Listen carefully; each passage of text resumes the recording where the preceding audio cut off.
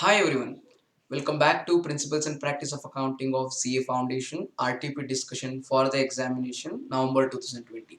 So we are in part 2. So let's continue from where we left in our previous session and then try and do as many questions as possible in today's session. So starting with it, so we're done till 1, 2, 3. 1, 2, 3 was done. So we'll start with the fourth one. Fourth one, the heading says cash book, but actually the question is not from cash book. The question is actually from purchase return book. Yeah, let us now quickly read the question and then get into it. And if I have to tell you, based on the past experience of examinations, asking a question other than cash book in the examination is very less probable. Usually the examination will be with regard to cash book all by itself, but it is very less probable to ask a question from purchase return book. However, there's nothing to be worried about. In fact, cash book only takes a little bit of thinking.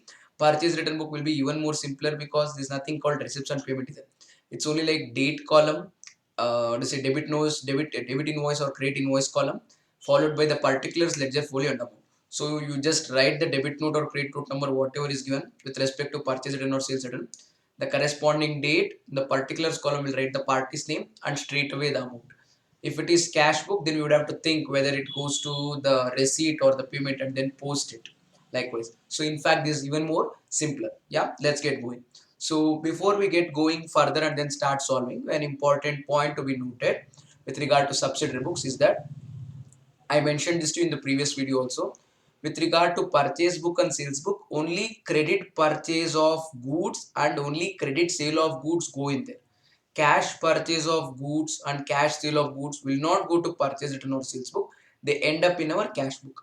Similarly, if you have to enter something in the purchase return book, the way it's asked here, it has to be a credit purchase which is now returned. The example, if I purchase some goods from someone, it's purchase. If I pay the cash immediately, it is cash purchase. If I say that person that I'll pay to him later, it is credit purchase. Now, when I buy goods from that particular person and then opt to pay later, it is credit purchase. And if I return the goods to him, it is called as purchase return, credit purchase return. Now, if it is credit purchase return, he will not return the money to me because at the first place I have not paid him money. I told that I'll pay later and I need not pay him right now. Whereas if it is cash purchase, I had purchased the goods from him and I had paid him cash. Now when I return, he'll pay the cash back to me. So it becomes a cash transaction appearing in cash book. If it is a purchase return with regard to credit purchase, I had not paid the money when I bought the goods from him. Similarly, he need not pay the money back to me. So instead, he issues me a debit note because he's going to debit my account in his books, and I'll issue him a credit note because I'll be creating his account in my books. So something similar to that. Basically, he does it. Yeah. So debit note will be issued by him to me. When in case if it is sales return, I'll issue a credit note. You get what I'm trying to tell? Yes, it's a debit note to the person who's returning the goods. It is credit note to the person who's receiving the goods on return. I am a buyer. I'll receive debit note from him, and to him it is a credit note. You get what I'm trying to tell? Yeah, that's with regard to this. So come on, let's get going. Only thing that we need to remember is with regard to these transactions, we need to note whether these transactions are credit purchases. If they were originally credit purchases, we'll enter them in purchase return book. If not, no. Okay, as I told you just now, let me just prepare a basic format of our purchase return book 4A.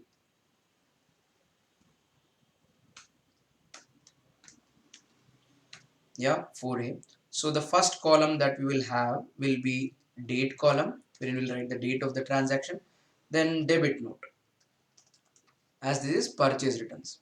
Yeah, after I write my debit note, then the next column will be particulars. This is where I would be writing the name of the party. Then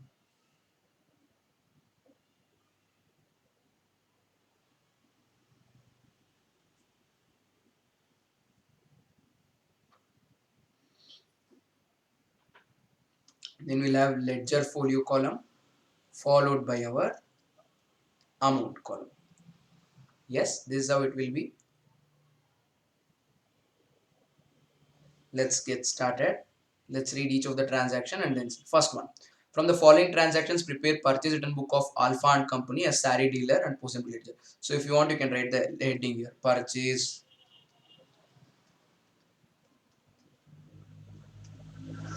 return book. So this is the heading, and before this, you can write one more.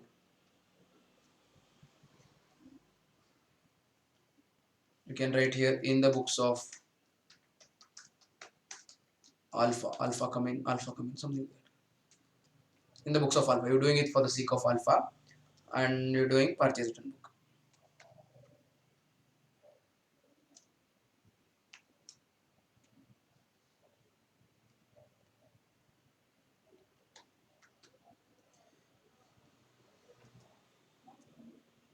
That goes bold. Yeah, now we'll start seeing each of the transaction, identify whether they are credit purchases, and if they are purchase returns, we will end up writing here two important pointers. Number one, it should be credit purchase of goods.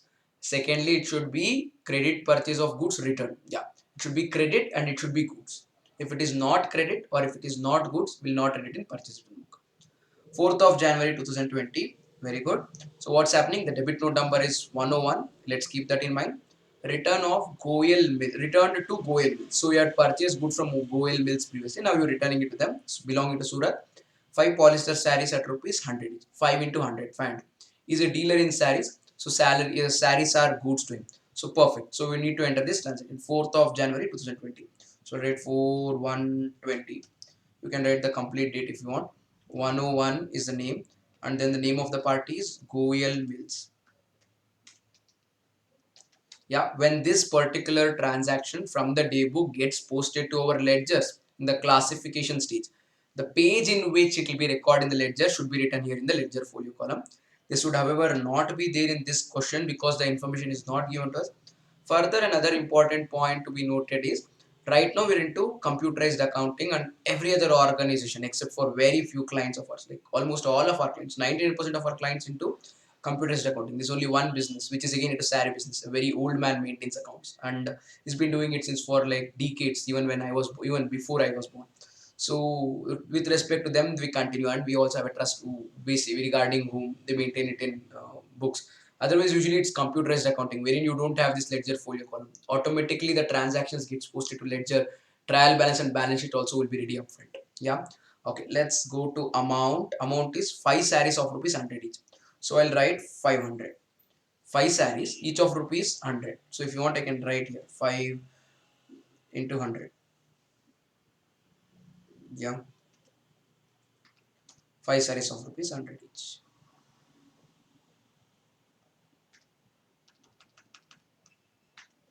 Yeah, if not actually, if you guys can understand, you need not write that as well. Let's go to next transaction. 9th of January 2020. We'll keep that in mind. The debit note number is not given. If it is not given, we'll just write it as dash and then fill in the transaction. We'll not skip recording the transaction exclusively for the reason that the debit note number is not given. Come on, let's read the transaction. Garg Mills, Kota Rajasthan, okay, accepted the return of saris. Okay, try and understand, guys. It is accepted the return of saris.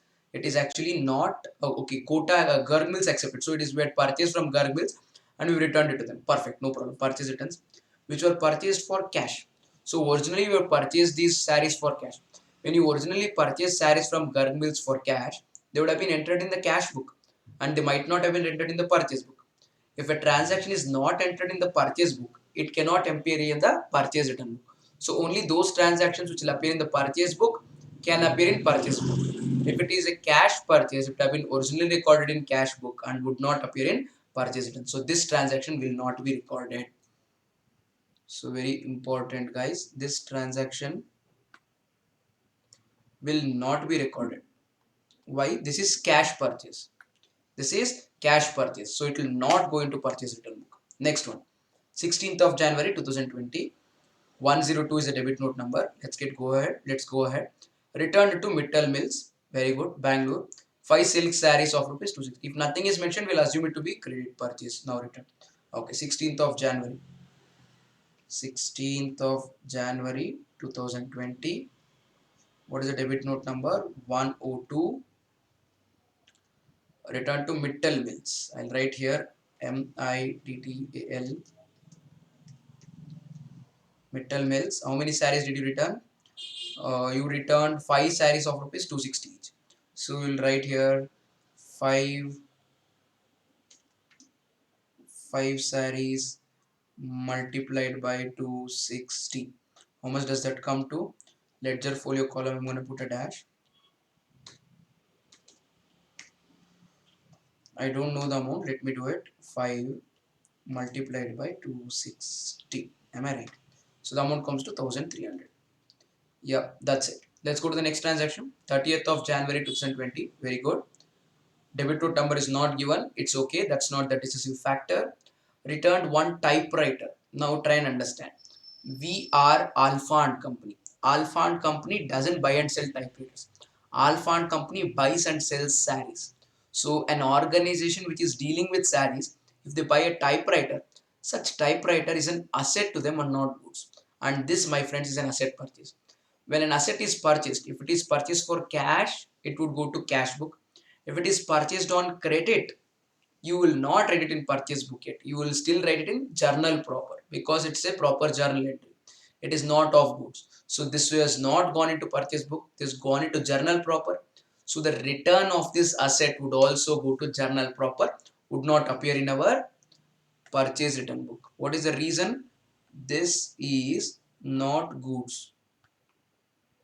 This is not relating to goods. This is not credit transaction.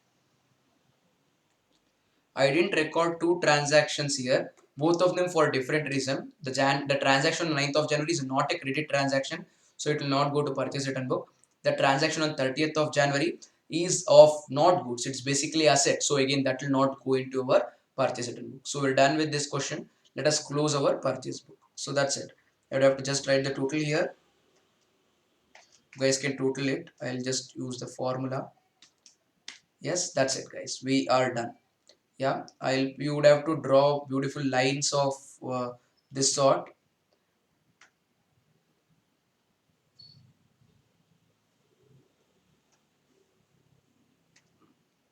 Yeah, something like this. So if you draw these lines, your answer would be done.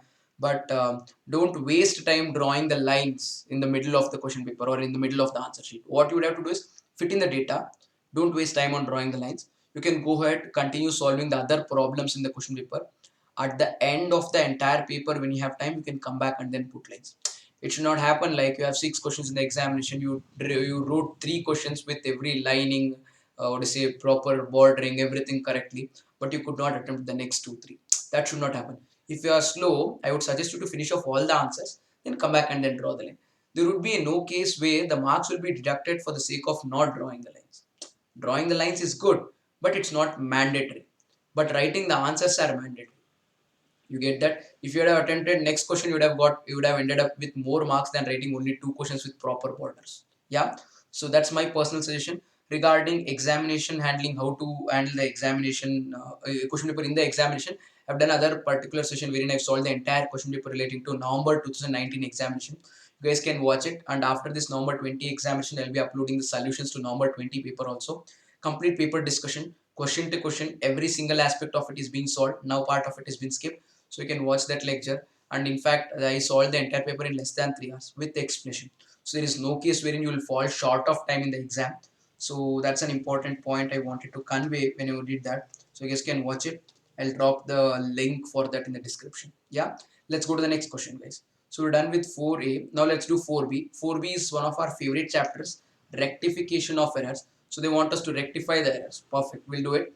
But an important pointer for us to note before we go ahead solving the problem on rectification of error is, at rectification, the rectification what we do changes with the stage at which we identify the error.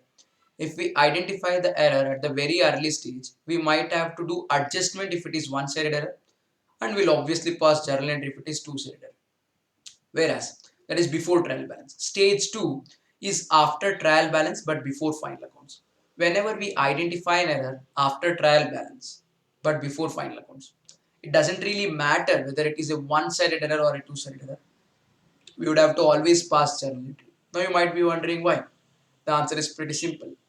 When we prepare trial balance, if there are one-sided errors, when we prepare trial balance, if there is one-sided errors, our trial balance would not agree. Our trial balance will not tally.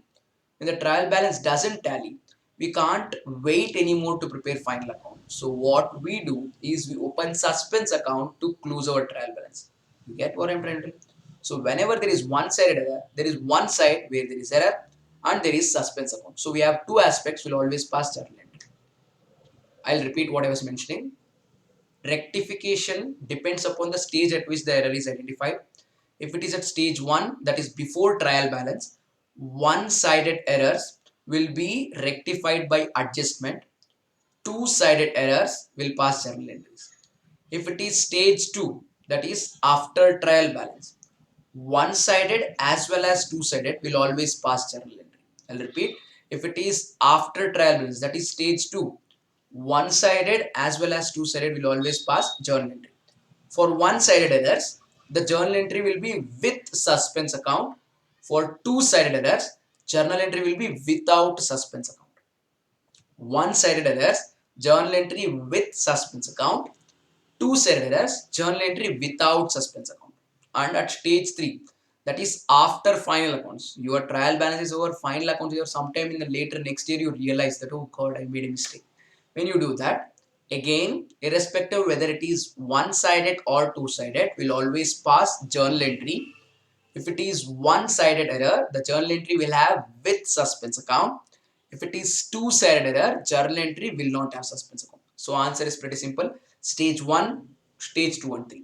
Stage 1, one-sided adjustment, two-sided journal entry. Stage 2 and stage 3, one-sided or two-sided will always pass journal entry. If it is one-sided, it will be journal entry with suspense. If it is two-sided, it will be journal entry without suspense. Now you might ask, then what exactly is the difference between stage 2 and stage 3?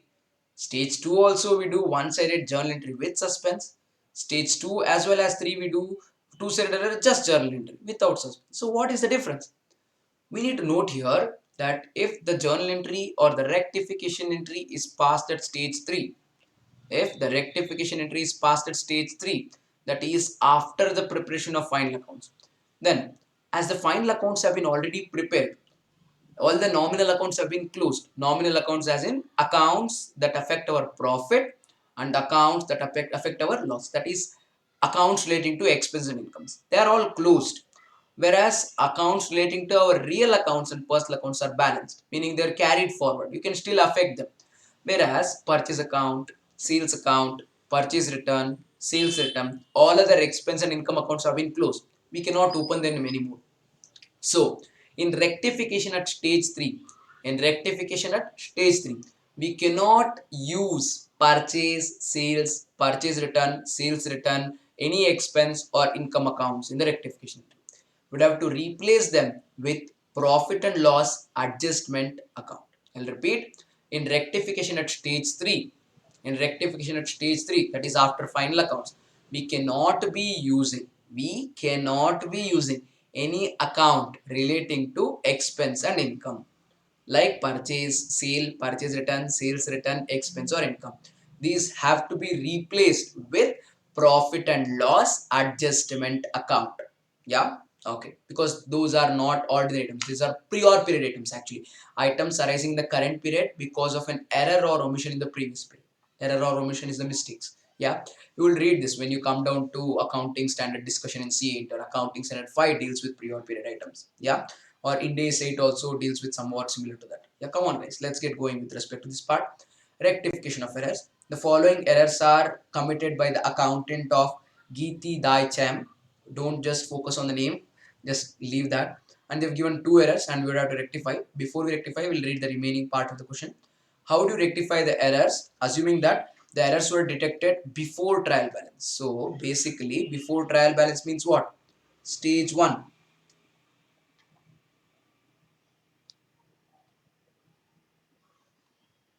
Yeah, they were detected after preparation of trial balance, but before preparing final accounts.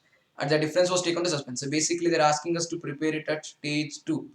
So the same error, we need to assume at first place that it is at stage 1 and then rectify.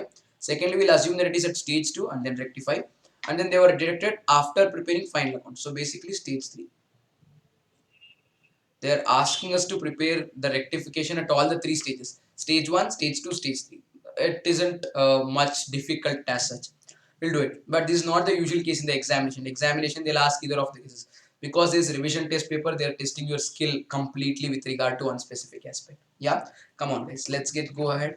Just read the transaction once and then we'll solve it. Yeah, the transaction goes like credit sale of rupees 400 to Trivedi and company was posted to the credit of their account. You purchased, so you basically sold goods to Trivedi.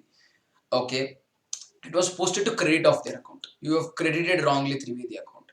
Just imagine when you sell goods to someone, what is a journal entry? You write cash account debit to sales account. If it is a credit sale, you would have to write that particular person's name to sales, meaning in this case Trivedi. Trivedi account debit to sales account. That should have been the entry. Instead, what have you written? They've told it was wrongly posted to the credit of their account. Meaning, as I told you the entry, I had told you to debit Trivedi. Instead of debiting Trivedi, they've wrongly credited Trivedi account. That's the mistake that they've done. Yeah, now we need to reverse it. Firstly, it's wrongly credited, so you'd have to debit it. Secondly, it should have been debited, not debited, so we debit it twice. If I have to tell the answer to you upfront on the face, the rectification entry would be Trivedi account debit 800. Trivedi account debit 800 would be the adjustment. We would have to debit it by 800. And if it was at stage 2, then what do we do? Trivedi account will be debited by 800. Credit will be given to suspense account. Why? It is one-sided error. Error is only with respect to Trivedi. Third stage, if it is after final accounts, then what would again same thing. Trivedi account debit 800 to suspense account 800. Should we change Trivedi account to P&L adjustment? The answer is no, because Trivedi is name of a person. It is not a nominal account and it doesn't affect our expense or income. It will be carried forward from one period to another period. So in the next period, you can correct that. So at stage 1, the rectification is debit Trivedi account by 800. Stage 2, the rectification is Trivedi account debit 800 to suspense account 800. At stage 3 also, it's the same. However, I'll explain this to you with the help of steps if you want. That's straight answer. This if you write, you're done with the answer. Yeah. However, let's see this 4B1.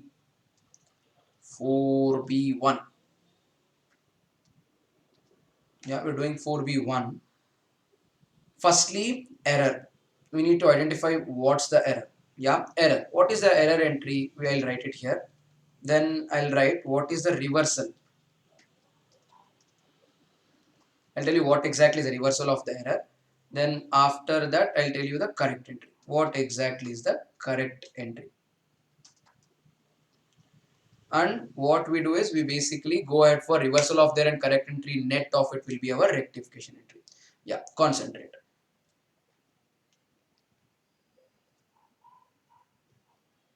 What is the error that they have done?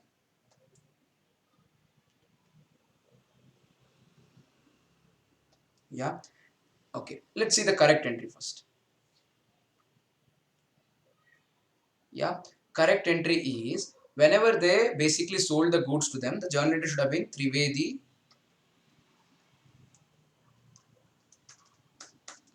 account debit to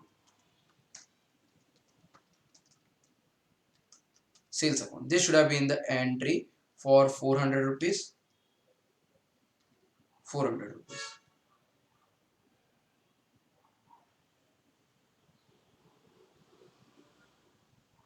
Yeah, this should have been the entry, guys. So that's how it should have been. Now, what has happened? They've reversed it. So they basically made an error. What have they done? They've told nothing about sales. So when they've told nothing about sales, it means to sales account has been correctly recorded. To sales account. There is no mistake here. This has been correctly recorded, perfectly correct, no problem. But they mentioned in the question that credit sales of rupees 400 to Trivedi account was posted to the credit of their account. There in the sense Trivedi. So Trivedi account may also they were supposed to debit it, but they did to Trivedi. This is the mistake that they've done. Sir, they've credited both accounts. Yes, exactly. That's the mistake that they did. That's the reason I told you error. Now what we need to do? We need to reverse the error that they did. So what will be the reversal? Two Trivedi, two sales is there. Both of them have been credited. Now when we reverse it, both will be debited. So I'll write Trivedi, Trivedi account debit 400,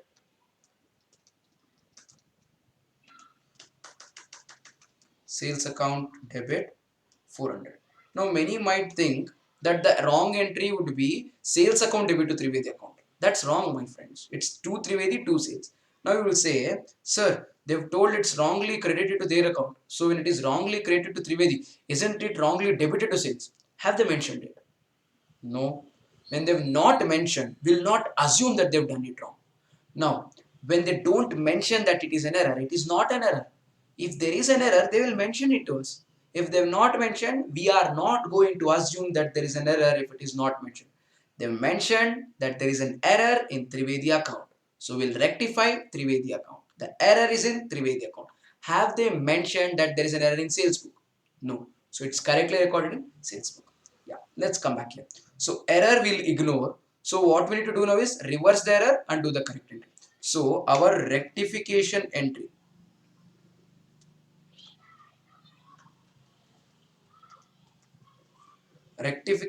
what we need to pass is basically the reversal of the wrong entry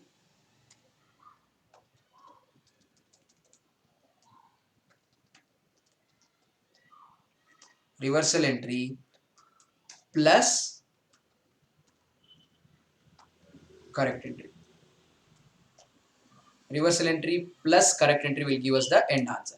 So all that I would have to do is I would have to add these two entries. I would have to add these two entries. When I add these two entries, whatever I'll end up with is my answer. Now, there is some common part. If you can observe here, when I add these, Trivedi account debit 400, Trivedi account debit 400. So, I'll add this 400 with this 400. No problem. But sales account, there is debit 400 here. Sales account, there is credit 400. So, that would get nullified. Sales account debit 400, sales account credit 400 will get nullified. It will no more be there. So my rectification entry is Trivedi Trivedi account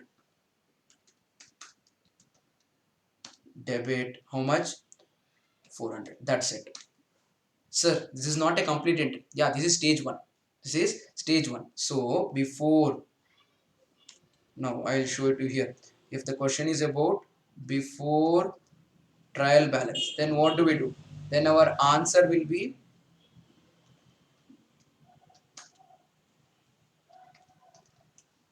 debit Trivedi account by 400. That's our answer. If the question is about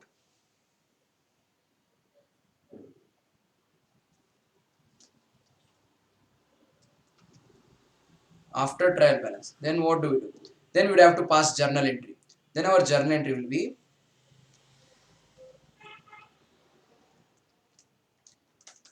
Trivedi account debit. Credit will be given to, you don't know what to give to, suspense.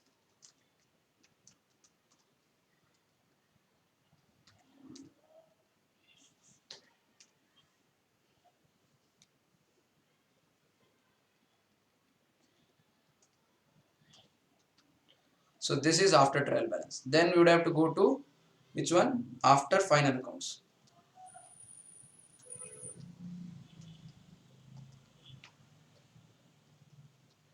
When you go to after final accounts as well, the rectification entry will be same.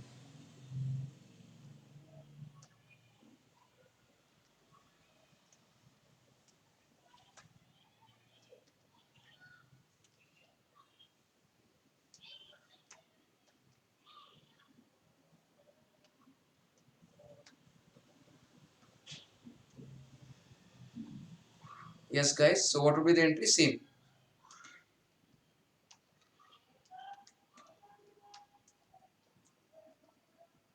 Same, no difference.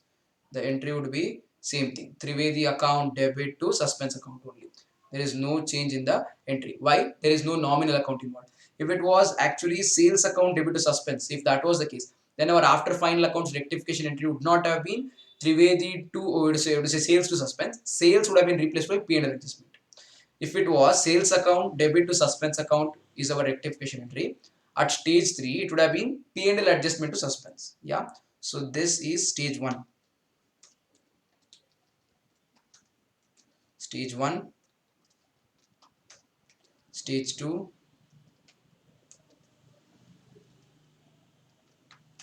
stage 3.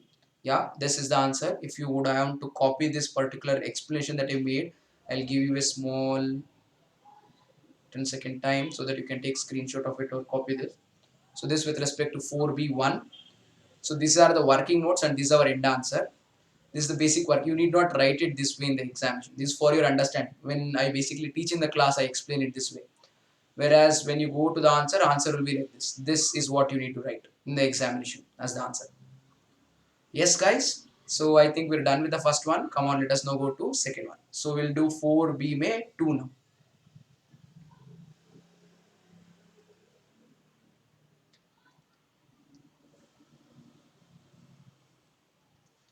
Yeah, let's see the second error. Second error is purchase of rupees 420 from Mantri and Company passed through sales daybook. What we need to notice in the first case, the error was only in the Trivedi account because they've not mentioned anything about the sale part. Sales may correctly it was recorded when they were posting it to Trivedi account instead of debiting they wrongly created it. But the second part, the error starts in the primary book of record only. First place where you're recording only, it's a mistake. You are supposed to write in purchase book, you wrote it in sales book. So entire transaction is wrong. So let me mention very clearly. This error is a two-sided error. I'll repeat. So this was a one-sided error, whereas this is a two-sided error. Why? First one, the error was only in Trivedi account. I told you very clearly, sales account there is no error. The second part, the error is not in monthly year. The error is, it should have been recorded in purchases, it's wrongly recorded in sales. So instead of purchases, it's become sales. So if it is purchase, you would have created monthly, now you wrongly debited monthly. So full gadbad gotala, complete transaction is a mistake.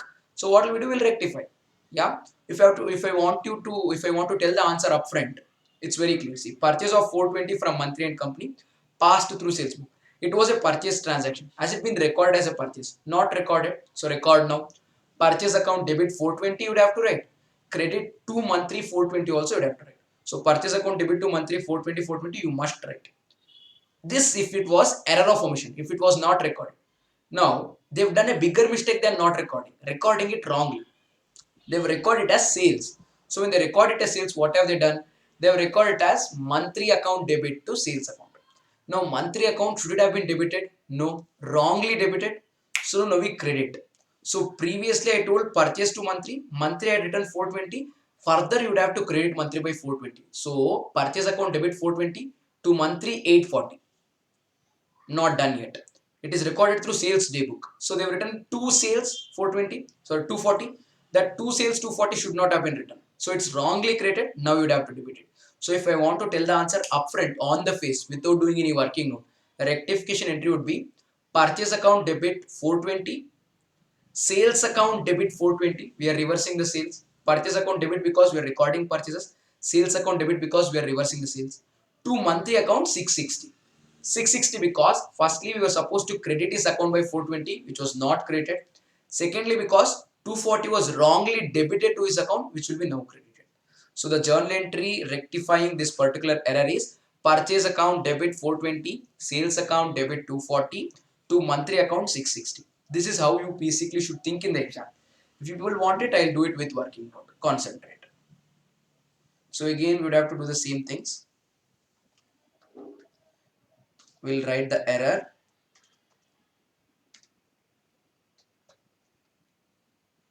Then after the error, what would we be doing? We'll do the what to say reversal of the error.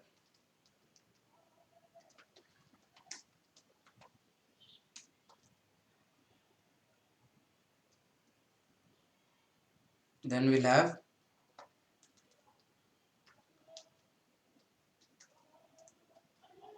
correct entry. Yeah, after we do all this, we'll have to merge the reversal of the wrong entry and the correct entry to arrive at the answer.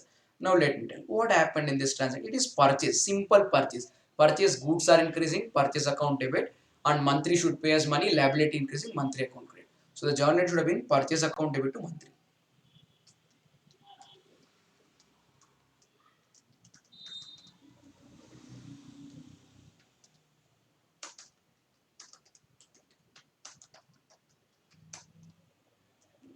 I'll stop at monthly. You would have to write monthly and company. We'll save a little time. So you would have to write it completely in the exam. 420.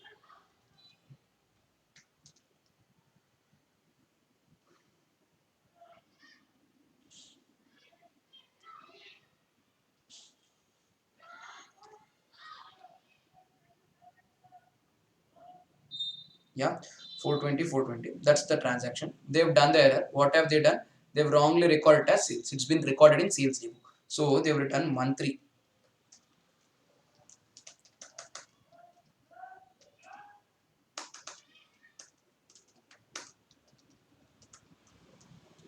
They've written monthly account debit to sales account. This is what they've done.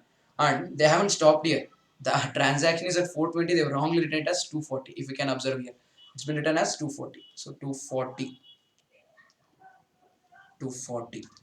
Yes, guys. So this is the error. What I would have to do now? Error is monthly to sales. I would have to reverse it. Reversal becomes sales to monthly. So I'll write here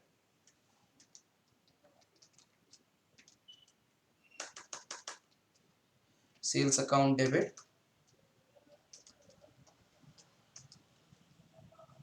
sales account debit to monthly account. What will be the amount? 240, 240. The error is being recorded 240. That's it, guys. So now I have these entries. So all I would have to do now is reverse these two entries. If I reverse these two entries, what will I get? I will get my rectification entry.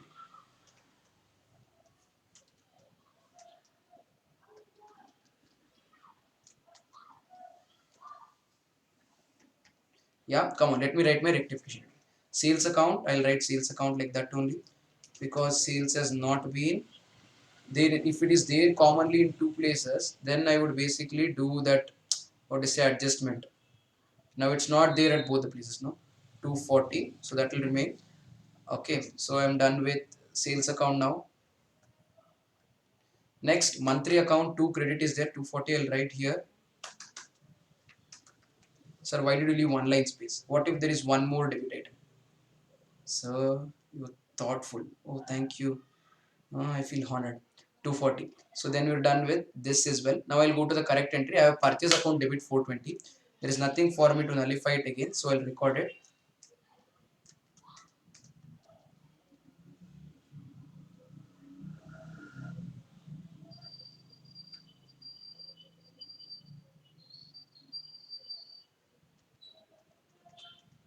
Just for your satisfaction. Yeah.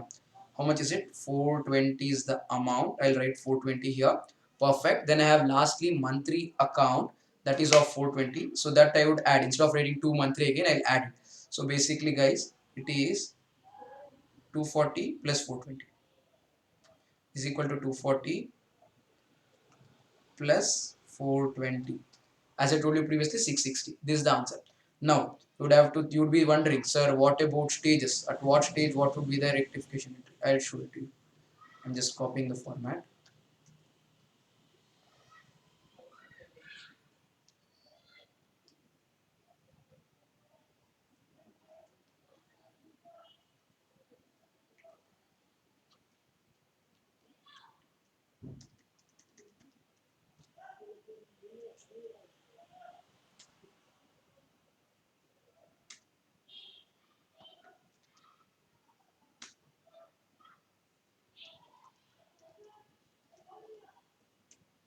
Yeah, perfect, guys.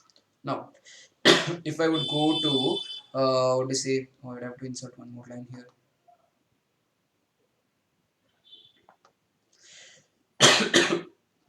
Yeah, so this would be my entry at stage one. That I hope you guys don't have a problem. And if it is after trial balance, then also it would be the same thing. If it is after trial balance, then till then, even then the rectification entry will be same. It will not change. If it is after final accounts, then I would write the same, but I cannot be using my sales account, purchase account anymore. So I would merge my sales and purchase. Sales account and purchase account would affect my profit. And these sales account, purchase account belong to previous year. The error is identified in the next year. So in stage 3 rectification, I have mentioned this to you previously. In stage 3 rectification, I cannot be using sales account, purchase account. I would have to replace them with P&L adjustment.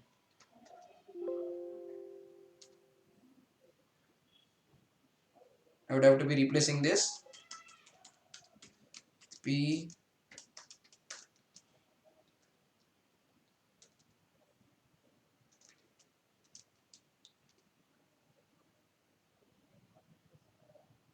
I would be replacing it with P&L adjustment account, and amount of the amounts will get merged here. So I have to be writing 660. So this is the answer. I hope you guys have understood. I want you to quickly make a note of this.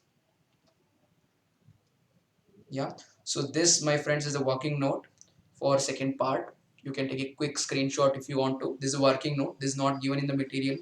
So this is how we understand in the class when we basically do. And after we do this, the end answer that you are supposed to write in the exam is this. So this is stage 2 and this is stage 1. You can take a quick note of this if you want to.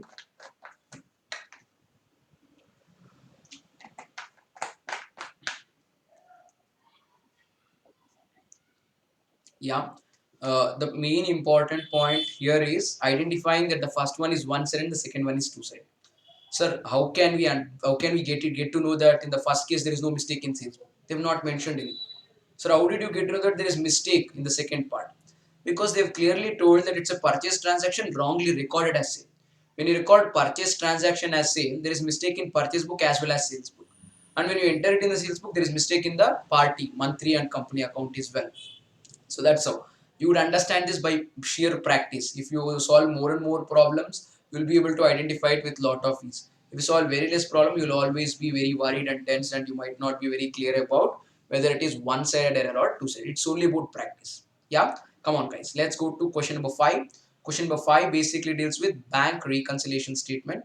So we'd have to prepare bank reconciliation statement of Sri Hari as on 31st of March 2020. So the point number 1 says balance as per passbook. So we're starting with balance as per passbook. So we'd end with balance as per cash book. So I'll basically draw a basic format thumbnail to for you to understand how does this work. In the fifth one, so basically preparing BRS for Srihar and Company. You will write in the books of Srihari. You're preparing bank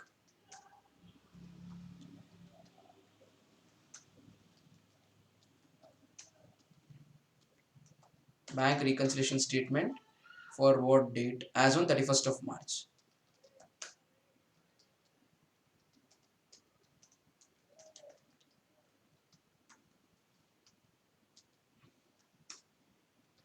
2020. Yeah, you would have to write it this way. Please don't be lazy to and skip this particular paragraph writing. You guys would have to write this heading and then start. That gives you a very good impression in the books of the evaluator. And we'll have particulars column wherein we'll write the items which is supposed to be added, which is supposed to be subtracted and everything. Yeah, and then we would have amount columns. We'll have two amount columns, one for the inner column, one for the outer column. We'll write all the add items in the inner column. Once we have all the items, then we'll find and then put the total in the outer column. And same with respect to the less also.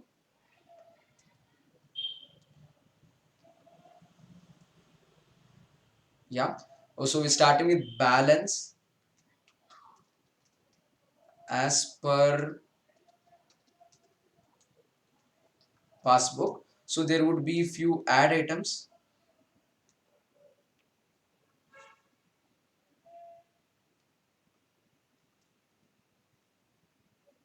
So there would be few add items. We'll write them, and there would be few less items, and we would have to subtract them as well. Yeah, and then after we do them, finally we'll arrive at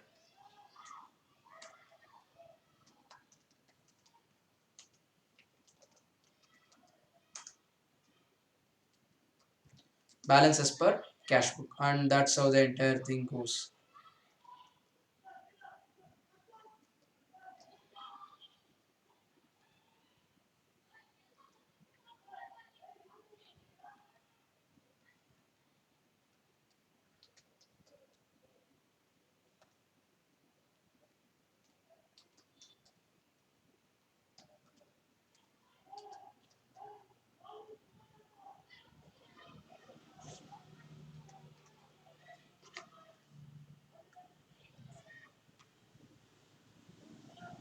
Yeah, and that's our answer, and that's how it works. Maybe I'll clear this.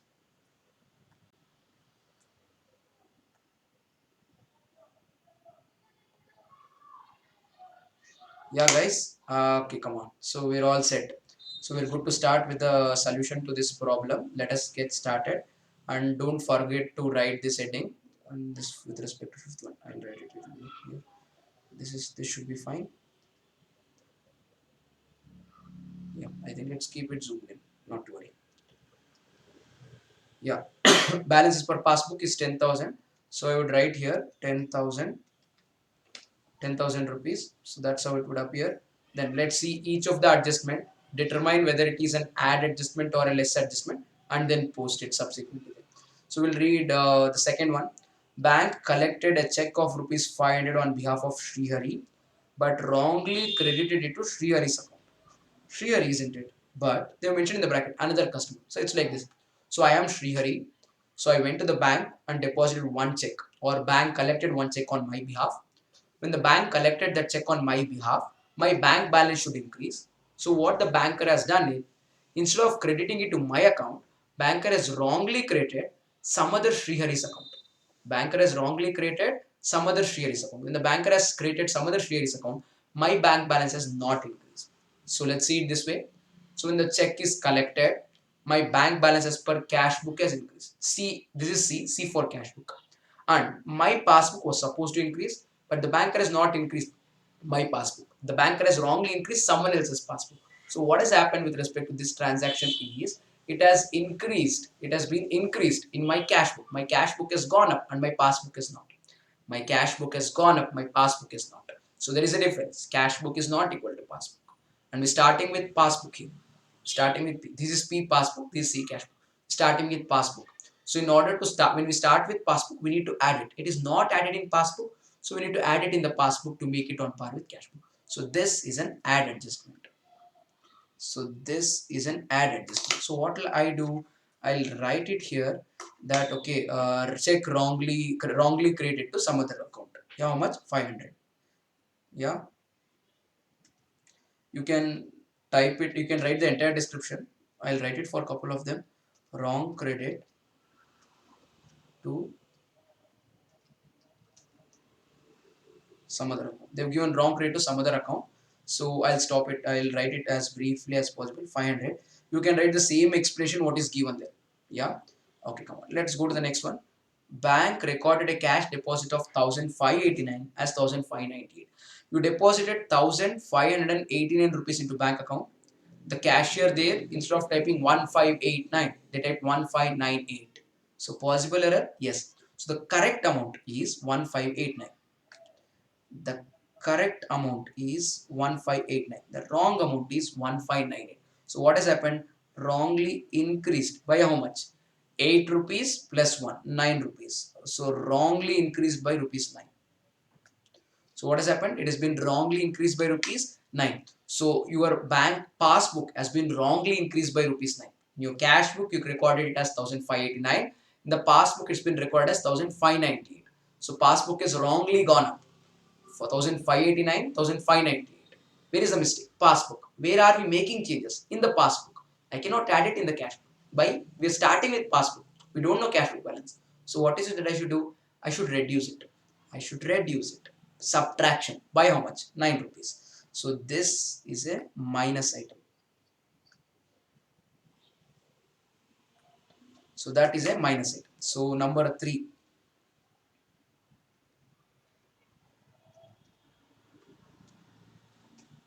Yeah. I'll write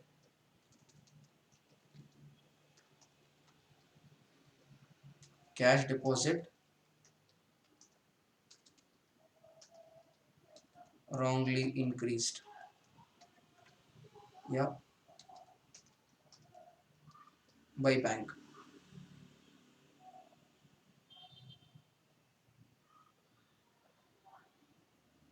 Okay guys, how much is it? 9 rupees. So that's with respect to this one. Come on, let's go to fourth one. Withdrawal column of the passbook has been undercast by 100. Undercast means reduced. It's like this.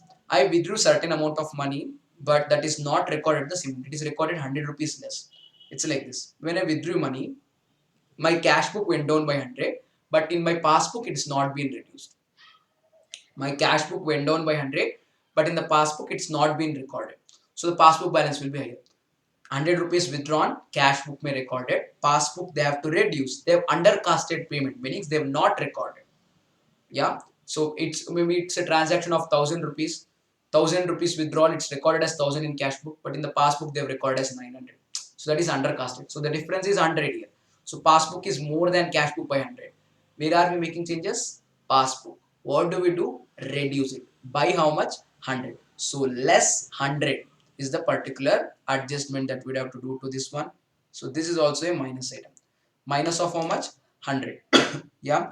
Payments or withdrawal undercasted 100. Fourth one.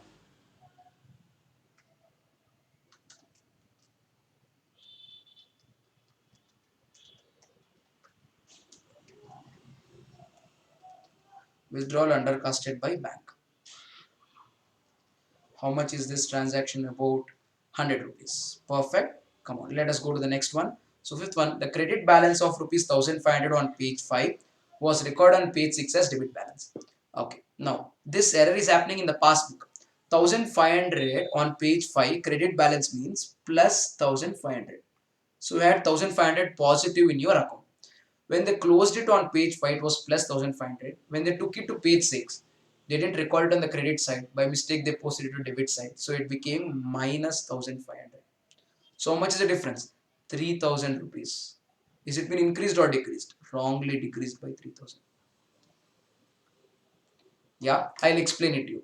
The correct balance is 1,500. They've recorded as minus 1,500. So it should have been plus 1,500. It is recorded as minus 1,500. It should have been plus 1,500. It is recorded as minus 1,500. So from minus 1,500 to plus 1,500, how much is the difference? 3,000. Why? Minus 1,500 to 0 is 1,500. 0 to 1,500 is another 1,500. So totally 3,000 rupees the balance has been reduced. 3,000 rupees the balance has been reduced. It's like this. From this point, you would have to go to right side 15 kilometers. You went to left side 15 kilometers. So technically, from the correct point, you are 30 kilometers away. So you have to go to the right 30 kilometers. Similarly, you have to increase your passbook by 3,000 rupees. So this is passbook, this is cash book. Both were 1,500 positive. Instead of writing plus 1,500, they've recorded minus 1,500 in passbook. So minus 1,500 in passbook plus 1,500 in cash book. In order to move to plus 1,500, you would have to increase your passbook. You would have to add in your passbook. How much? 3,000. You get that? So this is an add item, guys.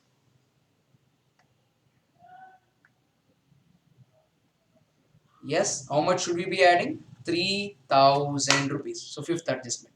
So let me type that. Yeah, error, or I can write very clearly credit balance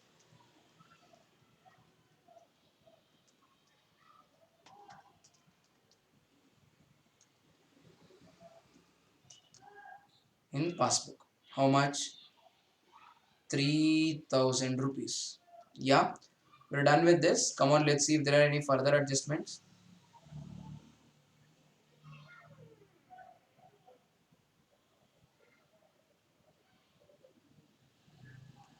Yeah, okay. There is a sixth adjustment. Payment of a check of rupees 3,350 was recorded twice in passbook. You paid one check of 350. When you paid that check of 350, cash book reduces by 350, passbook reduces by 350. But whatever they done, it's been recorded twice, meaning cash book went down by 350, passbook went down by 350 and 350. So cash book went down by passbook went down by 700, cash book went down by 350. Passbook went down by 700, that is 350 into 2, and cash book reduced only by 350. So there is a difference. Passbook is 350 lesser than the cash book. Where are we making changes? Passbook. What is it that I would have to do? I would have to increase my passbook balance. By how much? 350. Yeah, add to passbook. So I'll write here as an add item, payment wrongly recorded twice in passbook. So you'd have to write this description and you would have to learn it this way. Don't just write numbers. Numbers I would have in the class, even when I teach, I just write 2, 5, 6 like that. That's just for saving time. But you would have to write the complete description, guys. So how much is it? That's with respect to 350. Yeah, so the adjustment is 350. Okay, let's see the last one. The passbook showed a credit for a check of rupees 1000 deposited by Srihari, another customer. There's another Srihari, and that Srihari deposited check into his account. Banker should have given credit to his account, but banker has wrongly given credit to me. So I have not deposited any check. So my cash book balance is not at all increasing. It's stagnant at this point. Someone else deposited money into their account that was wrongly created to my account. So my passbook balance has been wrongly increased by 1000. My passbook has been wrongly credited by 1000. So does my cash book and passbook balance match in this case? The answer is no. Why? The cash book is staying stagnant. The passbook they have given wrong credit of 1000. So where are we making changes? Passbook. What is it that I would have to do? I would have to reduce my passbook balance. I would have to reduce my passbook balance. By how much? 1000. So that's that. Less. So less. Seventh item. Seventh item. What is it? Wrong credit in passbook. 1000 rupees. Yeah, that's it, guys. If you can observe, we're done with all the 7 adjustments. So we can find the balance as per cash book now. Yeah. Okay, come on. Let me take the total here.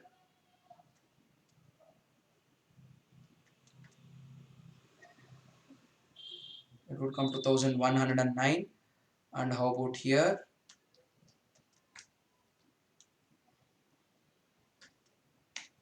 3850.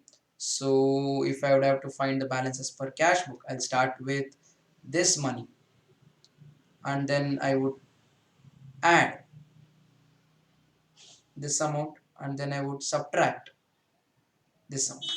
That's it. 12,741 is my answer, guys.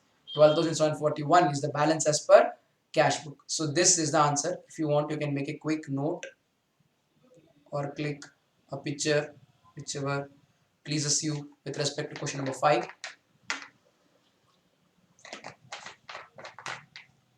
Once you made a note of this one, I'll take you to the next question, sixth one. Yes, I hope you've done that. So let's now go to sixth one, that is valuation of inventories. So we're doing valuation of inventories. That is a question based on identifying the inventory that is to be recorded in the books of accounts as on 31st of March on a specific date. So just to tell you the background of this, we would have to record closing stock as well as opening stock in our books of accounts. But we always know this, that transactions and events are diverse from each other. They're different. Purchase sale is a transaction. The stock that will be remaining with us, the closing stock, is an event. If I buy 100 units and then sell 80 units, buying 100 units is a transaction, selling 80 units is a transaction.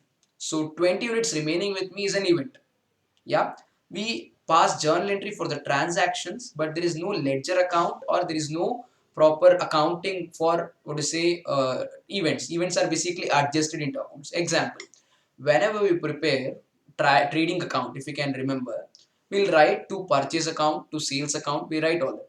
Do you write to opening stock account or do you just write opening stock? We just write opening stock. We write buy sales account, and then sales return account and wages account, everything we write account. Do we write buy closing stock account or do we just write closing stock? We write buy closing stock because purchase and sale are transactions which has proper journal entries. The result from that is an event, closing stock, which will not be accounted. There is no journal entry. It is adjusted into books of accounts. When we prepare trial balance, closing stock would not appear inside the trial balance. It will appear as an off trial balance item. Then we include it into trial balance. Then we include it into trading account and then write the balance sheet. You might say, sir, in certain cases, closing stock appears in trial balance. That is adjusted purchases. They've included it by taking it at two places. There is only adjustment there, addition that is made, and the addition and subtraction that is being made. There is no journal entry that's already passed against it. Done. This is a usual example. Another example is with respect to profit or loss also. Whenever there is an expense like salary, we write salary account, wages account, and in all accounts. Incomes also, interest received account, discount received account, rent received account, we write accounts. But have you ever written gross profit account or net profit account? No. We write gross profit carried down in trading account and we write gross profit brought down in profit and loss, and there also we write net profit carried down, and we either carry it down to P&L appropriation or add it to capital in the balance sheet. So that's what we do. So basically, expenses and incomes are transactions. The result from that is an event. So event, if you can recall your final accounts problem, the trial balance would be given. At the end of the trial balance, they'll straight away tell closing stock as on this date is so much. How would they tell? Now let's get into proper accounting. So in the proper accounting scenario, if the scale of operations is too huge, accounts would be maintained for stock, not financial accounting, the cost records. Separately, inventory will be recorded. Inventory module is separate. It's like costing. It's not accounts. It is not at all accounts. Separately, inventory module will be recorded wherein you will identify the value by way of the maintenance of the system. And we would have to physically verify the inventory and then tell whether that is the inventory or not, because inventory is a very different item. What we have might not be belonging to us. Some inventory what we have might belong to someone else, and some inventory which is not with us might still belong to us. So in the inventory module, we only record the inflow of the inventory and outflow of the inventory, but that might not be the conclusive inventory. Why is this so? Example, during the year I've sold certain goods, but I've sold in the sense online my delivery has been made, online my order has been made to me, I've accepted the order, but I've not yet dispatched the goods. Those goods are there with me in the godown. But against those goods, order received, money received, invoice has been sent. The moment he makes the payment, I've sent him the invoice. So it's technically the goods have been sold, but the goods are still lying with me. So if I check my inventory module mein those goods are there with me. Physically in my godown those goods are there. But technically those goods don't belong to me. It belongs to someone else. So it should not be included. So I'll physically count the inventory in my godown, take that, subtract that inventory which is actually sold. Similarly, I might have purchased some goods. I might have received the invoice, but goods might not have come to me. I have paid money, I have placed the order, I have got the invoice. Those goods belong to me, but in the physically inventory, they are not included. So I have to add it up. Done. Similarly, special transaction chapters as we have consignment, goods sent on return or approval. There again, transfer of possession of the goods is being made without transfer of ownership. When I send the goods on return or approval, I transfer the possession of the goods without transferring the ownership. Why? That person who receives the goods has an option to return the goods to me at the end of before the end of certain period if it doesn't want it. Same with consignment. When I am a consigner, I send the goods to someone, not by way of sale. I have transferred the possession. So goods are remaining with my consignee, but I am the owner. Yeah. So those adjustments are also supposed to be made. You get what I'm trying to tell? And all these adjustments doesn't stop there. If we have to do on 31st of March, only this much has to be made. And assume that we had like a lot of clients with regard to whom we were supposed to do inventory valuation. 31st of March, how many clients ka inventory will you do? So we had scheduled certain clients who are based out in Mumbai to be done on like somewhere 15th of April, 16th of April. And one client who's based out in West Bengal, we had planned it to do it sometime like end of April. But due to entire Corona and COVID lockout, we couldn't do the inventory valuation at all for those clients. So that's a very different scenario. But usually it will not be done on 31st of March exclusively. We'll do it at a little later stage. So balance sheet will be prepared on 15th of April. No. The balance sheet date will be 31st of March only. But if I take the inventory on 15th of April, isn't that wrong? What I would have to do is I would have to physically verify the inventory on 15th of April, eliminate the inflows and outflows that is happening between 1st of April and 15th of April. So I'll eliminate the transaction between in that first 2 weeks of April to arrive at the inventory as on 31st of March. So if we can't do the inventory verification as on the year end date, I'll do it at a later stage. Then remove the transactions that is happening after the year end before the date of physical verification. You get that? So it's like moving backwards in time. Now, this is 31st of March. This is 15th of April. So when I'm moving from 31st of March to 15th April, purchases will be added, sales will be subtracted. That's how I arrive at it. Now when I have 15th of April ka stock, if I have to go back to 15th of 31st of March, I will add back sales, subtract purchases to go back in time. It's like reversal. So when I'm going forward, I take purchase, I'll tell sell goods and go ahead. If I'm going backward, I'll take sales, sell purchases, give back purchase. That's how I go back. So when they given a lateral date and they want you to find inventory as on an earlier date, sales will be added back, purchases will be subtracted, and the adjustments are also supposed to be made with respect to goods sent on return or approval and consignment, because at that particular scenario the possession of the goods will be transferred and the ownership is retained with us. And all of this adjustment should be made at cost, because inventory should be recorded at cost. The closing stock and opening stock in the trading account would be there at cost. Sales will be at selling price. Again, purchase would be at cost. And that's the whole reason we arrive at gross profit. Yeah, it should be at cost. So these are the important pointers that we need to remember with regard to valuation of inventory. I've given you the entire overview so that you people are sound enough or good enough to solve this particular problem. Come on, let's solve this. A trader prepared his accounts on 31st of March every year, like every other person. Due to some unavoidable reasons, no stock taking could be possible till 15th of April. Obviously, the auditor as well as the accountant was quite busy and they could not close down the organization to take the inventory anytime till 15th of April. So they taken the inventory on 15th of April. On which date the total cost of the goods in his godown came to 50,000. So 50,000 is the value of the inventory as on what date? 15th of April 2020. I'll write it here. So we're doing sixth one. Yeah. Similar to BRS, the format, we'd have to do few additions, few subtractions.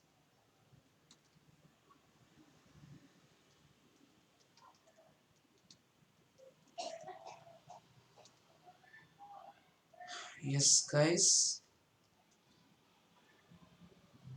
Yeah. What do you say? This is inventory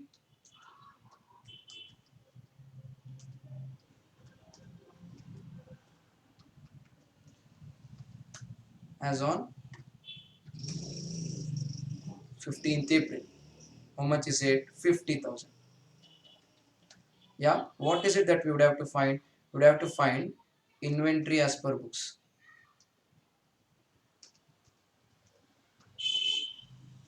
as on 31st of March. So we're going backwards in time, guys.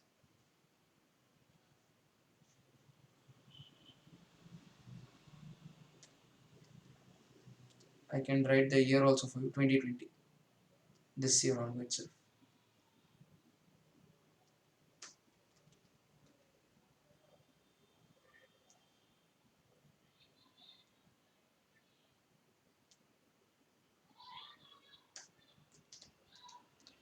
Yeah, come on. So in this process, we would have to add a few things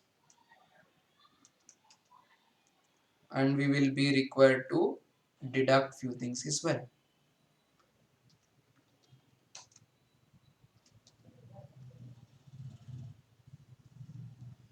Yeah, we'll do whatever it is. Whichever item is to be added, we'll add it. Whichever item is to be deducted, we'll deduct it. Yeah, don't worry. Yeah, I'm just playing a little safe. Hmm? Perfect. If you want, I can draw.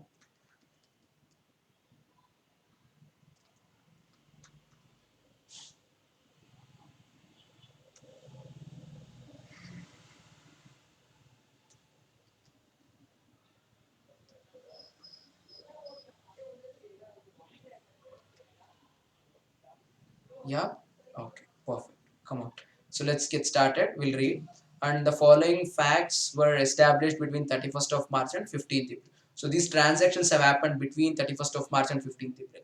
As I told you, usually if you're moving forward in time, we add purchase, deduct sales. If you're moving backward in time, 15th April to 31st of March, we add sales and then deduct purchase. So they've told what? Sales rupees 41,000 including cash sales 10,000.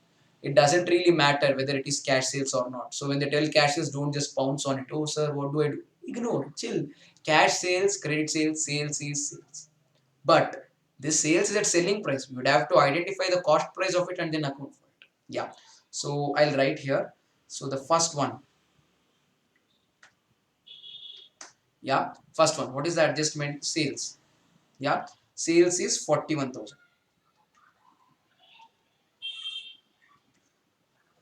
I would have to adjust it. Let's keep that in mind because I would have to eliminate the profit element on that and then record it. I would have to write sales. These are selling price less cost per less profit, then I'll arrive at cost, then I would have to write it there. So I'll just wait for some time. I've written it there. Ouch. Are you wondering why is it add? Because when I have basically sold those, oh sorry. So sales are, yeah, when we're moving forward, we add purchase, deduct sales. When we're moving backward, sales are supposed to be added back. Now, between 31st of March and 15th of April, you sold these goods. So this 50,000 doesn't include that because you sold it. But was it there with you on 31st of March? Yes. We're trying to identify the stock as on 31st of March. So I had it with me on 31st of March. After 31st, before 15th, I've sold. So I don't have it on 15th of April. Now when I'm going back and trying to find as on 31st of March, I had it. So I know 31st of 15th of April, I'll add to that to find basically. See, it's like this. Morning, I don't know how many chocolates I had in my pocket. During the day, I ate 2 chocolates. End of the day, I have 4. So end of the day, if I have 4 and I basically ate 2 chocolates during the day, in the morning I had 6. So out of 6, I ate 2, then I have 4. So I'm adding back 2 to 4 to arrive at 6. So that's what I'm doing here. Yeah. So let's go to the next one.